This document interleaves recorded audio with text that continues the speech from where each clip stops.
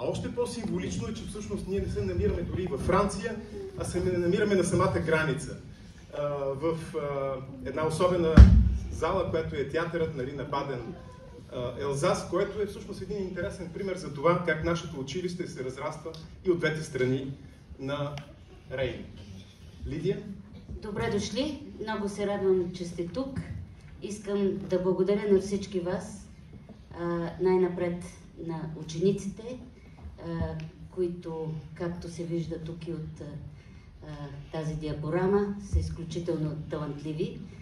Искам да благодаря и за тяхното участие в една книга, която направихме, която се казва "Към българските корени", която вече пристигна. Току-що излязла от издателството на БАН. Скъпи деца, честито, тази книга е ваша, направена с вашите усилия, разбира се и на учителите, разбира се и на вашите родители, които стоят зад всяка ваша крачка.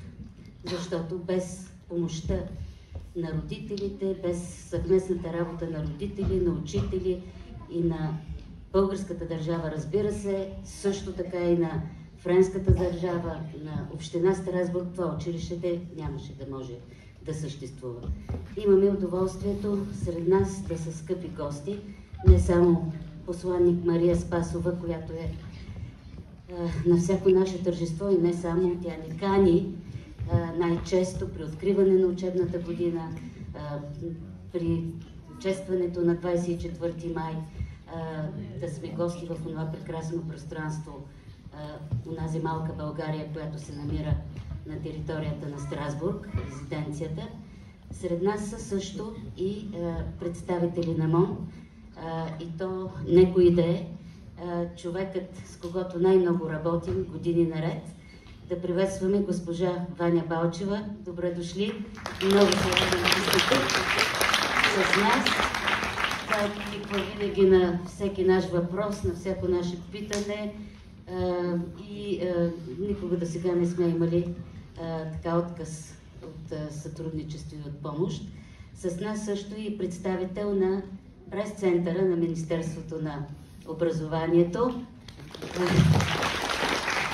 Надявам се, че добре ще държите този наш празник. Добре дошли на всички. Всъщност аз няма да правя речи, казах най-важните неща. Също искам да благодаря на колегите от Българска академия на науките, както и от Министерството, защото книжката, която подготвихме, е по една национална научна програма, подпомагане на българистиката в чужбина, но също и с помощта на издателския център Боян Пенев на Института за литература към БАН. Архивът на БАН ни предостави една прекрасна изложба на патриархът на Българ, посветена на творчеството на Иван Вазов, 100 годишна от неговата смърт. Още една изложба са ни предоставили, ще я видим друг път. Ще имате възможност да се запознаете с нея на диапорамата в това прекрасно пространство. Благодаря, Лидия. Както ти каза, без общи усилия нищо не става. Това, което ще видите днес, е плод наистина на общите усилия на много хора. Много от вас са тук, много от вас, може би, от хората, които участваха, не могат да са тук, но въпреки всичко искаме искрено да благодарим на най-вече, разбира се, на децата, учениците, които с такъв ентусиазъм се включиха, но и на всички родители, които ни помогнаха, за да се случи това нещо. Сега бих искал да дам думата, естествено, на госпожа Мария Спасова, като за начало, за да каже няколко думи от името на представителството на България към Съвета на Европа. Благодаря, Христо. Скъпа Лидия, уважаема госпожо директор, скъпи господин Христов, особено ми е приятно, че съм тук с вас. Това е аз и друг път съм ви казвала, това са най-хубавите моменти от моя престой в Страсбург, благодарение на това, че аз се чувствам у дома. За тези 3 години, откакто съм тук, виждам как училището се развива. Искам да ви поздравя за 15-та година, за тази хубава годишнина и да ви кажа, че си давам сметка за огромните усилия, които са положени от асоциацията, от Лидия, от учителите, от родителите, от децата. Това е много важен спомен, особено за нашите деца. Това е една малка България, която вие сте изградили, и днес, когато си мислех какво мога да ви кажа в този тържествен момент, беше, че искам да се обърна към нашите деца, към родителите и децата на училище Христо Ботев и да им кажа: деца, трябва да сте горди, че сте българи. Разчитам на вас да се учите много, да сте добри деца, да уважавате родителите си, да сте почтени, да се образовате добре и някой ден да се върнете в България и да направите тази наша държава, тази наша България, една хубава европейска държава, която не се отличава от другата част на Европа, в която ние живеем тук, някой от нас временно. Така че да можем тази Европа да я усещаме в сърцата си и да... Малко съм развълнувана и се надявам нашата държава да е достойно място за живот и вие да се гордеете още повече, така както аз се гордея с вас. От екипа на моите колеги от постоянното представителство искам да поднеса един букет, един скромен жест към Лидия и колегите от учителите. Бъди жива и здрава и се надявам да се видим след 15 години. Училището да процъфтява и всички да имаме прекрасни спомени. Благодаря ви от сърце. Благодаря много. Благодарим на госпожа Спасова.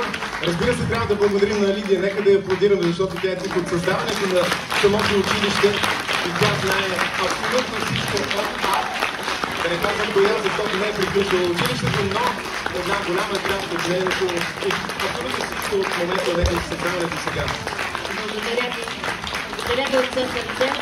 Благодаря също и на този прекрасен екип, с който имам удоволствието да работя. Учители, управителен съвет, родители.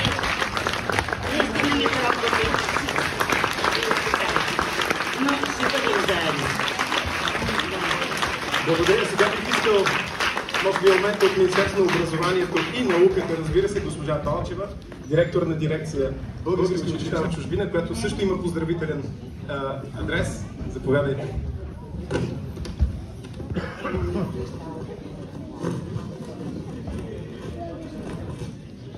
Добра и щастлива вечер на всички. Добър и щастлив ден, в който училище Христо Ботев в Страсбург чества своята 15-та годишнина. Аз и моята колежка Диана Петрова сме изключително радостни, че получихме поканата и можем да се преживеем заедно с вас този празник. В работен режим сме постоянно с Лидия. Гледала съм онлайн уроци, проверявала съм десетки счетоводни документи на училището, получавала съм с умиление много ръчно изработени картички, мартеници от децата, което между другото и отличава вашето училище от останалите, които комуникират обикновенно онлайн, за което благодаря отново на Лидия. Бъдете здрави, бъдете все така успешни. Нека училището да надгражда своето достойно място като образователна институция, но не само като такава, а като и достойно, притегателно място за българската общност в региона и за всички приятели на България, които са тук.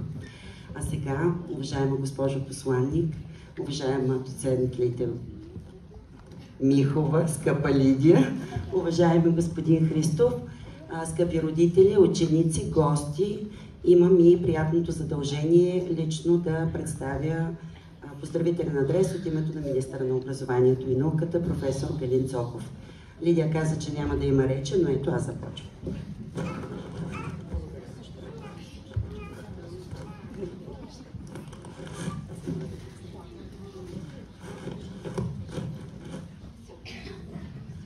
До колектива на Българско училище Христо Ботев към Европейска асоциация Кирил и Методий, Страсбург, Франция.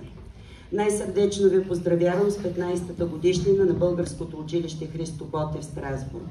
Създадено с много всеотдайност и родолюбиви усилия, вашето училище посява любов и уважение към български език и история и изгражда стремеж към опазване на традициите, съдействащи за укрепване на българската духовност, за съхраняване на националното самосъзнание, бит и култура извън родината.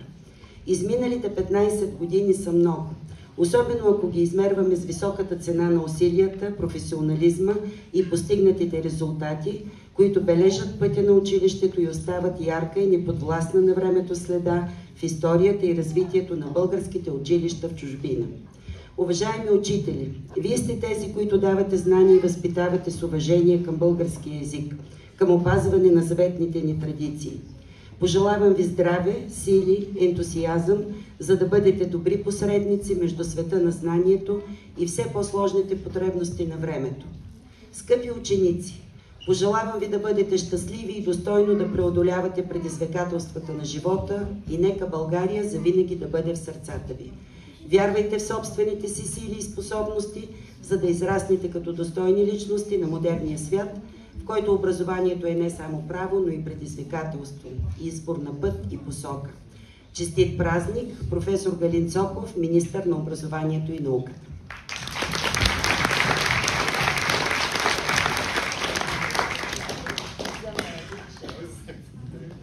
Сега моята прекрасна помощница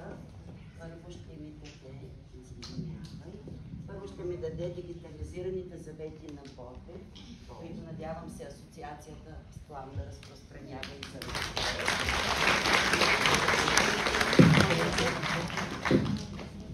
и с много голямо удоволствие, с признателност и признаване си с приятелски чувства връчвам пакет на Министерство на образованието и науката, една реплика на глаголицата на училищния ни разкажител, доцент Лидия. Благодаря, това е наистина голяма чест. Родният писме. Благодаря от сърце. Това е. Искам да ви кажа също, че имаме няколко поздравителни адреса. Един от тях е от госпожа вице-президента на Република България, Илияна Йотова. Тя специално ни поздравява с едно много топло писмо. Преди 10 години беше уважила нашия празник. Сега по известни причини не би могла да дойде, но имаме също, ще ви изпратя на всички вас тези поздравителни адреси, ще ги изпратя по мейл, за да можете да ги видите, да ги прочетете. Имаме поздравителен адрес също от Националната изпълнителната агенция за българите в чужбина, от Асоциацията на българските училища в чужбина. Всичко това ще го получите, за да можете да го прочетете. Имаме също и едно много специално писмо, което ни донесоха колегите от Министерството на образованието и науката. Едно писмо, писано от една баба на наш ученик. И то е наистина нещо много специално, но аз предлагам, като приключим програмата, тогава да го прочетем и да се запознаем с него. Мога и да го изпратя също, за да го видите, да го имате, защото то е специално до нейния внук, но би могъл да бъде, това би могло да бъде писмо от всяка една баба или дядо до внуците си, които учат в чужбина и живеят в чужбина. Така че много трогателни неща получихме, но за да не прекаляваме с търпението на участниците. Искахме преди това бързо да дадем думата също така и на нашите домакини, които са всъщност господин Гуидо Шумахер, vous comprenez le bulgare, bien évidemment, qui est parfaitement franco-allemand d'une certaine manière, et donc va faire un petit, on va nous dire quelques mots sur juste 30 minutes. Dobre dušli. Voilà. C'est beau de vous voir toutes et tous dans notre salle. C'est construit pour ça, parce que en arrivant, ça papote en toutes les langues, dans le bulgare, allemand, français, serbo-croate, sud-coréen en bas. Voilà, c'est magnifique et c'est pour la première fois, c'est une grande première. Cette soirée sous le signe bulgare, donc je vous souhaite la bienvenue. Herzlich willkommen hier im Theater Baden-Alsace im Europäischen Forum am Rhein. Vor mir sitzt der Ideengeber, Konzeptfinancier Svet Ivanov, der mit Jürgen Grossmann hier dieses wunderschöne Gebäude gebaut hat. Donc Svet Ivanov, concept, financement de cette salle de théâtre. Nous sommes un théâtre binational. Notre siège est à Strasbourg. Tout à l'heure, j'ai entendu que vous avez papoté de Strasbourg. Voilà, donc on a un siège aussi à Strasbourg. On a un siège à Offenburg. Et ici, à l'Europäisches Forum am Rhein, notre salle de spectacle. Notre théâtre existe depuis 2005 et depuis 2019, on a fêté l'ouverture juste avant la pandémie. On a bien réussi juste avant. Et on propose des spectacles, voilà, ça tombe bien parce que je vois beaucoup d'enfants. On propose des spectacles bilingues, jeunes publics pour maternelle, pour école élémentaire, pour les lycées, auf Deutsch und Französisch. Et évidemment, on a des soirées grand théâtre, comédie, les grands classiques. Voilà, assez papoté. Je donne la parole à Svet, qui va continuer en bulgare. Voilà. Здравейте от мен. Здравейте. Искам да ви поздравя от името на домакините Grossman Group Holding. Интересно е за тази сграда, че тази сграда е проектирана от български архитекти, които работят при нас и е построена 80% от български фирми. Така че вие сте също и в 80% българска енергия, която е създала това място. Особено, да, преди няколко месеца се веше и българското знаме, но бурята го отвя, така че за тази вече не беше на място и нямахме второ. Какво е интересно за тази сграда? Че тази сграда е идея на частна фирма за да се създаде едно място, в което се срещат две култури. Френската култура и немската култура на границата. Това е мост към европейското мислене и и тук има един частен театър, Гидо е неговия директор и тук е нашата компания. Освен това има също и представители на други култури, които се разгръщат в гастрономическата част. Иначе моите двете деца също минаха през това училище, за което ти благодаря безкрайно. Това са прекрасни спомени и това беше много важно за тяхното развитие.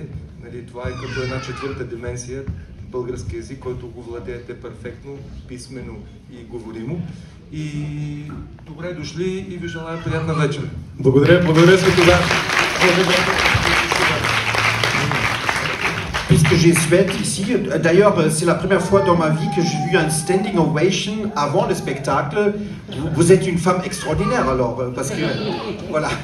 Et en fait, on a, durant la construction, c'était un site bulgare. Il y avait au moins 40 Bulgares qui ont fabriqué cet immeuble. Donc ça c'est, j'ai commencé à apprendre.